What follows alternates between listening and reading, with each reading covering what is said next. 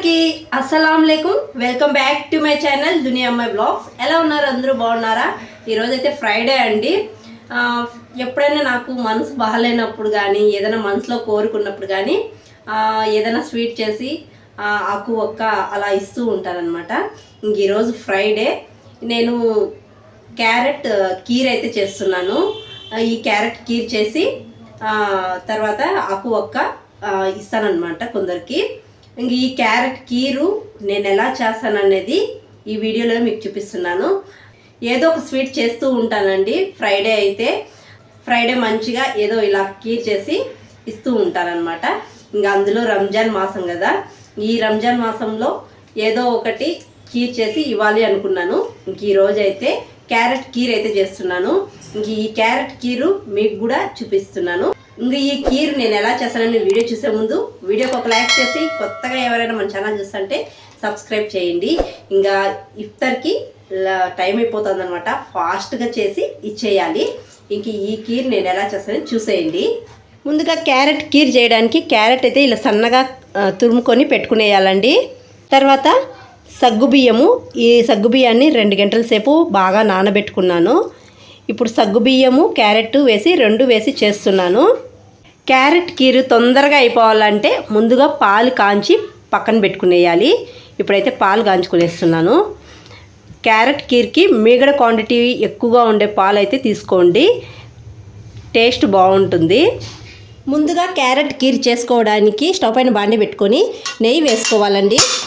నెయ్యి హీట్ అయిన తర్వాత బాదం పప్పు, తర్వాత కాజు పప్పు ఇవి వేసి లైట్గా వేయించుకోవాలి. ఇవి లైట్గా వేగిన తర్వాత చిరంజి పప్పు అండి, ఇది ఆప్షనల్ మాత్రమే, ఉంటే వేసుకోండి లేకపోతే స్కిప్ చేయొచ్చు. తర్వాత కిస్మిస్ ఇవన్నీ వేసుకొని బాగా వేయించుకునేయాలి. ఇలా వేయించుకున్నాక ఒక ప్లేట్లోకి తీసి పక్కన పెట్టుకునేయాలండి. తర్వాత ఇంకా కొద్దిగా నెయ్యి వేసుకోవాలి. నెయ్యి హీట్ అయిన తర్వాత మనం తురుము పెట్టుకున్న క్యారెట్ని అయితే వేసుకునేయాలి. ఈ క్యారెట్ని నెయ్యిలో బాగా వేయించుకునేయాలండి. ఈ నెయ్యిలో క్యారెట్ని వేయిస్తూ ఉన్నప్పుడు మంచి స్మెల్ అయితే వస్తుందండి. క్యారెట్ని ఇలా బాగా వేయించుకునేసినాక ఈ క్యారెట్ని ఒక ప్లేట్లోకి తీసుకొని పక్కన పెట్టుకునేయాలండి. క్యారెట్ని తీసి పక్కన పెట్టుకునేసిన తర్వాత ఇంకా కొద్దిగా నెయ్యి వేసుకోవాలి. నెయ్యి హీట్ అయిన తర్వాత 2 గంటల సేపు నానబెట్టుకున్న సగ్గుబియ్యాన్ని అయితే వాటర్తో సహా వేసుకునేయాలి. ఈ సగ్గుబియ్యాన్ని ఈ వాటర్లో కొద్దిసేపు ఉడకనివ్వాలండి. బాగా ఉడికి ఈ వాటర్ అంతా ఇమిరిపోవాలి. చూడండి, సగ్గుబియ్యంలో వాటర్ అంతా ఇమిరిపోయాయి. ఇప్పుడు కాంచి పక్కన పెట్టుకున్న పాలను అయితే వేసుకునేయాలి. పాలు వేసుకొని బాగా కలుపుకునేయాలండి. ఈ పాలు ఒక పొంగు రానివ్వాలి. పాలు ఒక పొంగు వచ్చి ఇలా ఉడుకుతూ ఉన్నప్పుడు మనం నెయ్యిలో వేయించుకున్న క్యారెట్ని కూడా వేసుకునేయాలి. క్యారెట్ వేసి 1 నిమిషం ఉడకనివ్వాలండి. ఆల్రెడీ నెయ్యిలో బాగా వేయించుకునేసినాం కాబట్టి క్యారెట్ ఎక్కువ టైం ఏం పట్టదు ఉడకడానికి. 1 నిమిషం ఉడికించుకుంటే సరిపోతుంది. 1 నిమిషం అయితే అయిపోయిందండి. ఇప్పుడు షుగర్ వేసుకునేయాలి. మంటని సిమ్లో పెట్టుకొని నేను షుగరు మిల్క్ మేడ్ 2 వేసుకుంటున్నానండి. షుగర్ కొద్దిగానే వేసుకుంటున్నాను, ఎందుకంటే మిల్క్ మేడ్ వేసుకుంటున్నాను కాబట్టి. షుగర్ వేసుకొని ఒకసారి బాగా కలుపుకునేయాలి. తర్వాత కండెన్స్డ్ మిల్క్ అండి, ఇది కూడా వేసుకుంటున్నాను.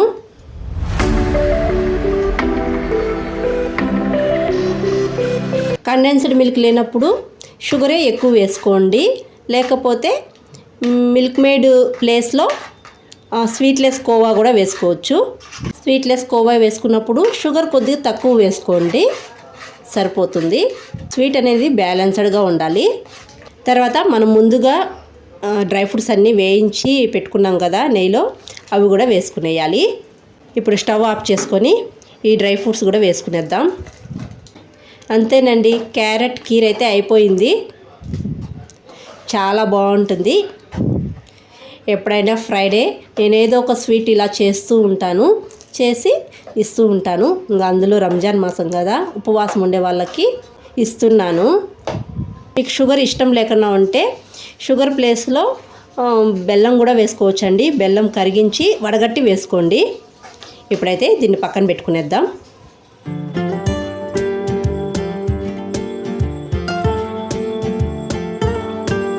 క్యారెట్ కీర్ అయితే అయిపోయిందండి. ఇంకా అందరికీ ఇచ్చేయాలి. టైం కూడా అయిపోతుంది ఇఫ్తార్కి. ఇంకా మేము ఇఫ్తార్కి కూడా వంట అయితే చేసుకోవాలన్నమాట. చాలా సింపుల్గానే చేస్తున్నాను. వెజిటేబుల్ రాగి దోశ చేస్తున్నాను. ఇంతకుముందు మీతో షేర్ చేసుకున్నాను రాగి దోశ, అందుకే చూపించడం లేదనమాట. అందరికి ఇచ్చేసిన తర్వాత వంట అయితే స్టార్ట్ చేయాలి. ఇంకా ఈ క్యారెట్ కీర్ని కొద్దిగా చల్లగా తింటే చాలా బాగుంటుందండి. ఒక హాఫ్ అన్ అవర్ ఫ్రిడ్జ్లో పెట్టుకొని తర్వాత తింటే చల్లగా చాలా బాగుంటుంది అనమాట. వేడిగా తినాలంటే అలాగే తినేయచ్చు అనమాట. ఇంకా నేను ఆకు ఒక్క కీరు పెట్టి అందరికీ అయితే ఇచ్చేసాను. ఇంకా మా హస్బెండ్ అయితే రాగి దోశలు అయితే చేస్తున్నారనమాట. నాకు అప్పటికే నిలబడి చేయడానికి అస్సలు ఓపిక లేదనమాట. ఇంకా మా హస్బెండ్ అయితే నేను చేస్తాలే ఇంక రాగి దోశలు అని చెప్పేసి ఆయన చేసేస్తున్నారు. ఇంకా మా ఆయన ఇలా ఖాళీగా ఉన్నప్పుడు బాగా హెల్ప్ చేస్తారనమాట. ఇంకా ఒక పక్క మా ఆయన రాగి దోశలు వేస్తూ ఉంటే ఇంకో సైడ్ మా పిల్లలు అయితే తింటూ ఉన్నారనమాట. ఇంక వీళ్ళు తినేసి ట్యూషన్కి అయితే వెళ్ళిపోతారు. ఇంకా రాగి దోశలకైతే నేను పల్లి చట్నీ అయితే చేశాను గట్టిగా. చాలా బాగుంటుంది పల్లి చట్నీ. తర్వాత మా ఆయన బయట నుంచి చికెన్ పకోడా అయితే తెచ్చారనమాట.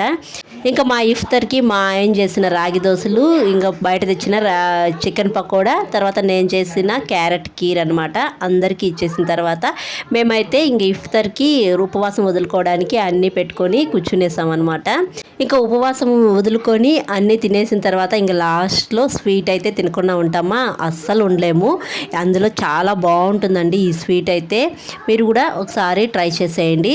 ఇంక ఈ వీడియో నచ్చినట్లయితే ఒక లైక్ చేసి, కొత్తగా ఎవరైనా మన ఛానల్ చూస్తుంటే జర సపోర్ట్ చేసి సబ్స్క్రైబ్ చేయండి. మీరు చేసే ఒక లైక్ నాకు మోర్ వీడియోస్ చేయడానికి ఎంకరేజింగ్గా ఉంటుంది. ఈ క్యారెట్ కీరు మీకు నచ్చినట్టయితే మీ ఫ్రెండ్స్కి, మీ రిలేటివ్స్కి షేర్ చేయండి.